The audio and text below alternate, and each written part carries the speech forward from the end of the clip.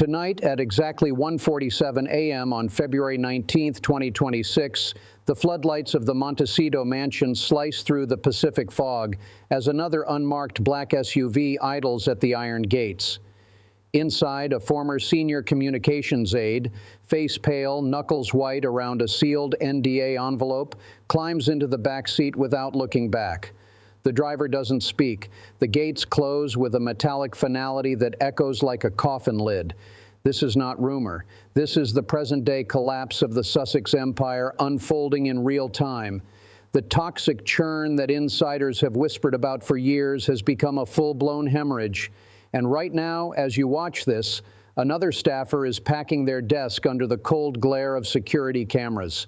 Before we go any further into this live disaster, hit that subscribe button and ring the bell. You do not want to miss what happens next. And drop your answer in the comments right now. Is this the beginning of the end for Harry and Meghan, or are they simply victims of a ruthless machine? Tell me, because the palace is watching, Hollywood is laughing, and the clock is ticking. Let's go hour by hour, because this story is moving faster than their lawyers can contain it. February 17th, 2026, 11:55 p.m. Prince Harry is pacing the infinity pool deck, barefoot on the heated Italian marble, phone pressed to his ear so hard the screen is fogging. The call drops. Again. His Hollywood agent, once desperate for the Sussex brand, hasn't picked up in 48 hours. Sources close to the situation say Harry's voice cracked when he left the voicemail. Just tell me what the next meeting is, please. Inside the 16,000-square-foot fortress, Meghan Markle sits at the marble island in the chef's kitchen, silk robes slipping off one shoulder, scrolling through leaked internal Archewell emails on her encrypted laptop. Her hands are shaking. On the screen, 14 NDAs renewed in the last 18 months, each one gagging former employees from ever speaking about the demanding, cold, and micromanaging environment they escaped. February 18, 2026, 4:12 a.m. A courier arrives with fresh documents. Meghan meets him at the side entrance herself, no staff left to do it. The package contains the final exit paperwork for Meredith Maines, their chief communications officer, who lasted barely 10 months before walking away in December. She is the 11th PR professional in 5 years. Insiders describe Mains's farewell email as polite but final, citing irreconcilable creative differences that everyone in the industry knows is code for something darker.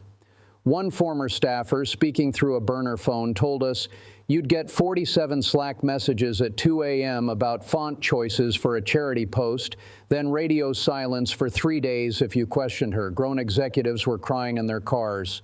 The same night, at 7:32 p.m. on November 8, 2025, flashback but the wound is still bleeding, Kris Jenner's 70th birthday party in Beverly Hills turned into ground zero for the latest celebrity fracture. Harry and Meghan arrived smiling for the red carpet outside, but inside the James Bond-themed ballroom, Meghan leaned into Harry's ear at exactly 8:14 p.m. and whispered, "No inside photos, tick no on the form." Kim Kardashian posted 3 images anyway. 48 hours later, every single one vanished. Kim later claimed it was just optics around Remembrance Day, but a source inside the Jenner circle says Meghan made a 3:17 a.m. panic call to Kris, demanding deletion, voice trembling with fury. The Kardashians were frustrated, the body language expert noted. Khloe's crossed arms said it all. That single night of friction has now resurfaced in February 2026 tabloids, poisoning every remaining A-list door. February 18, 2026, 2:45 p.m. Archewell Philanthropies, once the gleaming heart of their global impact, is down to a skeleton crew of 4. James Holt, the last loyalist who stood through Megxit, the Oprah interview, the Netflix wars, walked out on December 29, 2025, citing family reasons but telling friends in London the real reason: "I can't watch it anymore." 4 more senior staffers were quietly let go in the same restructuring wave. The official line is, "Transition to a fiscal sponsor model." The truth, according to leaked payroll records, is a bloodbath. 14 junior and mid-level roles eliminated. Severance payouts alone topped $185 million in Q4 2025. And the burn rate, $9,450 per day, just to keep the Montecito lights on, the private security detail fed, and the 2 children shielded from the cameras that still circle the property like sharks. Let's do the math, because the numbers don't lie, and the Sussexes are running out of ink to rewrite them. Original Netflix deal, $100 million headline number in 2020. Today, downgraded to a humiliating first-look arrangement that has produced exactly 0 green lights since the summer of 2025.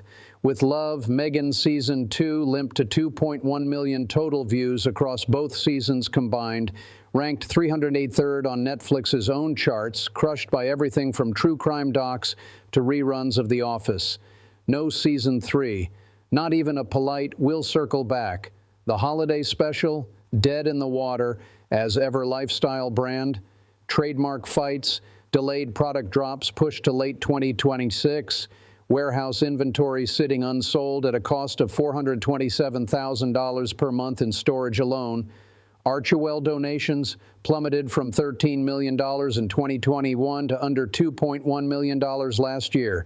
The Montecito mortgage and security package, $4.2 million annually. They are bleeding cash at a rate that would terrify any normal family, let alone 2 people who sold the world on their financial independence. Now contrast the 2 fortresses. In Hollywood, the phones have gone silent. Agents who once begged for meetings now route calls to assistants who will get back to you. A-list friends text, "Let's do lunch soon," and never follow through. The Kardashian photo deletion fallout has spread like poison through the hills. Nobody wants the drama. One top producer told a mutual contact last week, "They're radioactive, beautiful but radioactive." Across the Atlantic, the ice wall is colder than ever. King Charles, from the quiet of Sandringham on February 15th at 10:22 a.m., personally signed off on a memo that reads, in part, "No further engagement unless formally requested through official channels." Prince William and Catherine maintain radio silence, no olive branches, no leaks, just the ruthless institutional precision that has outlasted empires. The royals don't need to speak. Their silence is the loudest weapon.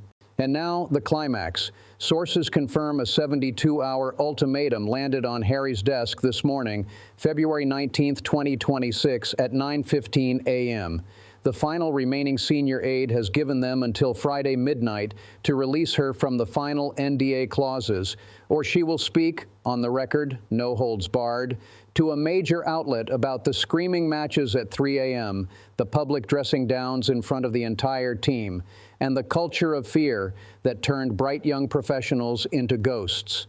Divorce rumors, already swirling since the New Year argument over Harry's secret desire to attend a private Windsor memorial, are now at fever pitch. Lawyers have been seen entering the Montecito gates twice in the last 10 days. Was it worth it? Was the fairy tale exit, the Netflix millions, the Montecito sanctuary worth watching their dream disintegrate minute by minute? Was torching every bridge from the palace to Parker House to the Kardashians worth this slow public erasure? Harry stares at the Pacific every dawn like a man who traded a kingdom for a cage. Meghan still posts the curated smiles, but the eyes are hollow.